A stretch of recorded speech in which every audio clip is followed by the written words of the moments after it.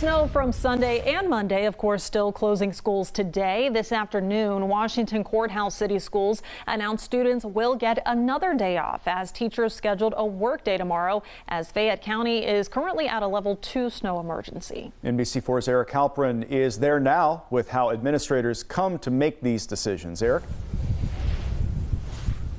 Jared and Jed, administrators, of course, want to have students in class, but the roads need to be safe enough to make that happen. Many in this area are still cleaning up. The parking lots here at the high school and middle school have been cleared, leaving behind massive snow piles like this one. More than half a foot of snow in Washington Courthouse means quite a bit of cleanup for crews. It also means kids in the area are not in school. It's really fun to have about a foot of snow, and it's just cold. Since they didn't have class, we helped out with some addition. 8 inches of snow plus snow day equals sledding. Oh no, you're gonna win! While that's some simple and fun math, the factors involved in calling for a snow day or not can be tough.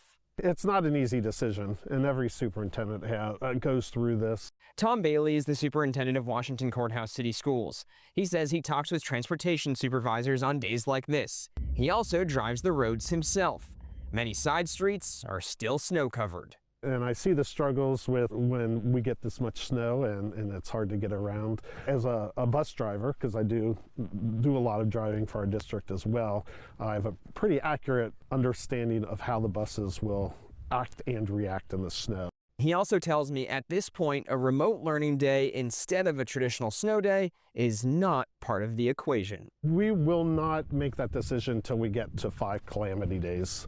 So the first 5, we're kind of going old school with that. The first 5 we take and don't worry about making up. We'll cross that bridge when we get to it. Obviously, in-person learning is where it's at.